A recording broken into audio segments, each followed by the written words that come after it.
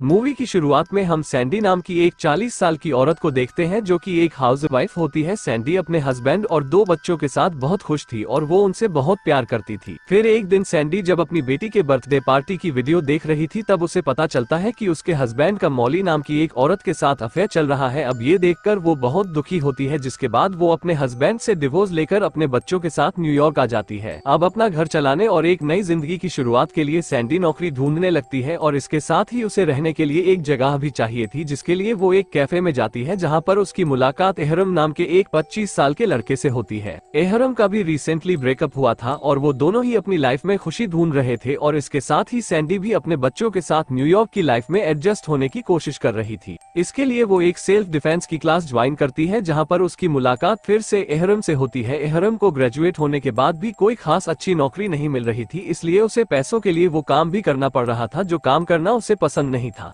तभी उस क्लास के टीचर सैंडी को अपना सारा गुस्सा एहरम पर निकालने को कहती है, जिस पर सैंडी भी अपने हस्बैंड की हरकतों को याद करके अपना सारा गुस्सा उस पर निकाल देती है। पहले तो वो उसे गंदी गंदी गालियां देती है और फिर वो उसे कुत्ते की तरह मारना शुरू कर देती है। इसके बाद अगले दिन सैंडी एहरम से अपनी हरकतों के लिए माफी मांगती है और उससे पूछती है कि क्या वो उसके बच्चों का बेबी सिटर बन सकता है, जिस पर एहरम भी उसे हाँ बोल देता है। फिर उस रात जब एहरम बेबी सिटर के लिए सैंडी के घर पर आता है तब उसे पता चलता है कि सैंडी के बच्चे बहुत अजीब है। फिर सैंडी उसे वहीं छोड़कर एक आदमी के साथ डेट पर चली जाती है, पर वो आदमी तो एक नंबर का पागल था और वो सैंडी के साथ काफी अजीब हरकतें कर रहा था, जिससे वो उसके साथ कंफर्टेबल नहीं हो पाती। वहीं घर पर एहरम धीरे धीरे सैंडी के बच्चों का दोस्त बन जाता है और दूसरी तरफ वो आदमी तो सैंडी के साथ और भी अजीब हरकतें कर रहा था। अब सैंडी इन सब चीजों से परेशान हो चुकी थी और वो वापस अपने घर आ जाती है। घर पर एहरम ने बच्चों को सुला दिया था और फिर सैंडी एहरम को अपनी खराब डेट के बारे में बताने लगती है। फिर अगली सुबह जब एहरम कैफे में काम कर रहा था तभी वहाँ पर सैंडी के दोनों बच्चे आते हैं और उसे बोलते हैं कि उनकी माँ मर चुकी है। अब ये सुनते ही एहरम भागकर उनके साथ उनके घर पर आता है, लेकिन जब वो वहाँ पर सैंडी को चेक करता है तो वो बच्चों को बताता है कि वो मरी नहीं बल्कि सो रही है। इसके बाद हम सैंडी को देखते हैं जिसकी लाइफ पहले से बेहतर हो चुकी थी और उसे अपने काम में भी प्रमोशन मिल रहा था। अब क्योंकि सैंडी का काम भी बढ़ रहा था इसलिए वो एहरम को परमानेंट बेबी सिटर की जॉब ऑफर करती है, पर उसके इस काम से एहरम के मॉम डैड बिल्कुल भी खुश नहीं थे, क्योंकि एहरम ने एक अच्छे कॉलेज से ग्रेजुएशन की थी और वह नहीं चाहते थे कि एहरम बेबी सिटर वाली जॉब करे।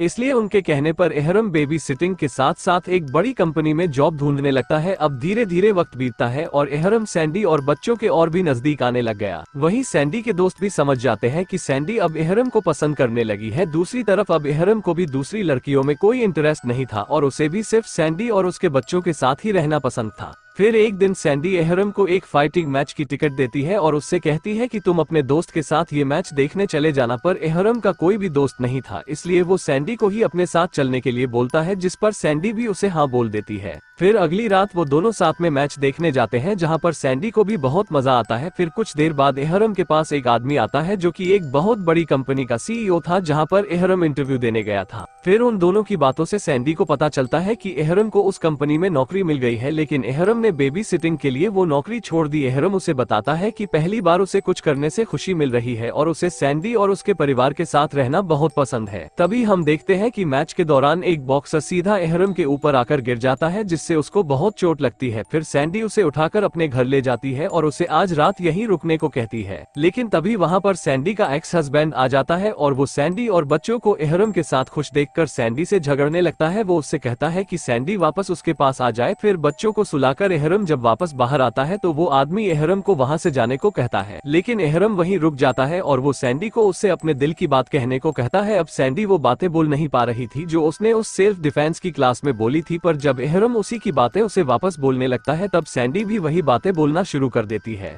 और वो अपने एक्स हस्बैंड को गंदी गंदी गालियां देने लगती है। सैंडी ने अपने हस्बैंड को वो सारी बातें बोल दी थी जो कई सालों से उसके दिल में थी। फिर अपने हस्बैंड को वहां से भगाने के बाद सैंडी एहरम से कहती है कि कल वो उसे अपने साथ डेट पर ले जा रही है। फिर अगले दिन जब एहरम अपने दोस्त को बताता है कि वो सैंडी के साथ डेट पर जा रहा है तो उसके दोस्त को ये सुनकर बहुत बुरा लगता है, क्योंकि उसी रात उसका एक स्टेज पर परफॉर्मेंस था और वो चाहता था कि एहरम भी उसे देखने आए। अब एहरम अपने दोस्त को नाराज नहीं करना चाहता था, इसलिए वो रात को सैंडी के साथ उसका शो देखने के लिए आता है। फिर शो खत्म होने के बाद वो सैंडी को अपने साथ एक पार्टी में ले जाता है जहाँ पर वो दोनों एक दूसरे के करीब आने लगते हैं। हैं। लेकिन तभी एहरम को वहाँ पर उसकी एक्स गर्लफ्रेंड मिलती है और वो उससे कहती है कि वो उसके पास वापस आना चाहती है, पर एहरम उसे इग्नोर कर देता है और वापस सैंडी के पास चला जाता है। पार्टी खत्म होने के बाद वो दोनों घर पर आते हैं और साथ में इंटीमेट होने लगते हैं, लेकिन तभी वहाँ पर सैंडी का बेटा उन्हें इंटीमेट होते हुए देख लेता है, जिसके बाद अगले दिन एहरम खुद ही सैंडी के दोनों बच्चों को उसके और सैंडी के रिलेशनशिप के बारे में बता देता है। दूसरी तरफ सैंडी भी अपने दोस्तों को अपने रिलेशनशिप के बारे में बता देती है कि उसे अपने बच्चों के बेबी सिटर से ही प्यार हो गया। फिर अगले दिन एहरम सैंडी को अपने मॉम डैड से मिलवाने के लिए अपने घर लेकर जाता है, लेकिन वहाँ पर सैंडी एहरम की मॉम की हरकतों से समझ जाती है कि उसकी मॉम को उन दोनों का रिलेशन पसंद नहीं है, पर सैंडी को उससे कोई फर्क नहीं पड़ता क्योंकि एहरम उससे और उसके बच्चों से बहुत प्यार करता था। अब क्योंकि एहरम की उम्र सिर्फ 25 साल थी, इसलिए सैंडी के दोस्त उसके और एहरम के रिलेशनशिप का मजाक उड़ाने लगते हैं, लेकिन एहरम को इस बात से कोई फर्क नहीं पड़ता। पर अब सैंडी को ये लगने लगा था कि वो उससे बहुत बड़ी है और वो उसकी जिंदगी बर्बाद कर रही है। फिर एक दिन ऑफिस में काम करते हुए सैंडी को बहुत ही अजीब फील होने लगता है और तब उसे पता चलता है कि वो प्रेग्नेंट है। फिर रात को सैंडी इस बारे में एहरम को बताती है, जिसको सुनकर पहले तो एहरम घबरा जाता है और फिर बाद में वो सैंडी को कहता है कि वो भी यही चाहता है कि सैंडी और एहरम हमेशा साथ में रहे। फिर अगले दिन जब वो दोनों डॉक्टर के पास जाते हैं तो डॉक्टर उन्हें बताता है कि सैंडी प्रेग्नेंट तो है, लेकिन वो इस बच्चे को जन्म नहीं दे पाएगी क्योंकि उसकी उम्र बहुत ज्यादा है। अब ये सुनकर सैंडी परेशान हो जाती है और बाहर आकर वो एहरम से झगड़ने लगती है।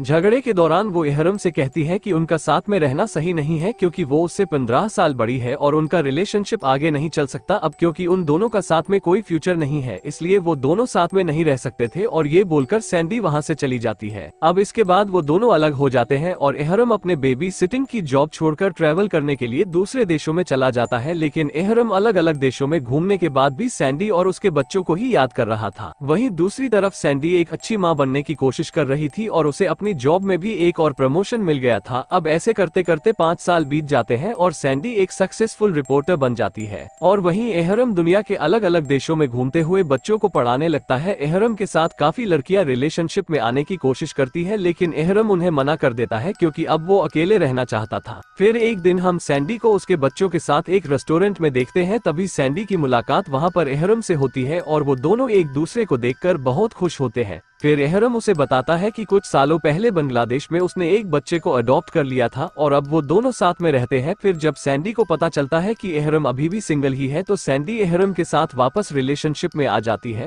और वो दोनों खुशी खुशी साथ रहने लगते हैं और इसी के साथ ही ये मूवी यहीं पर खत्म हो जाती है।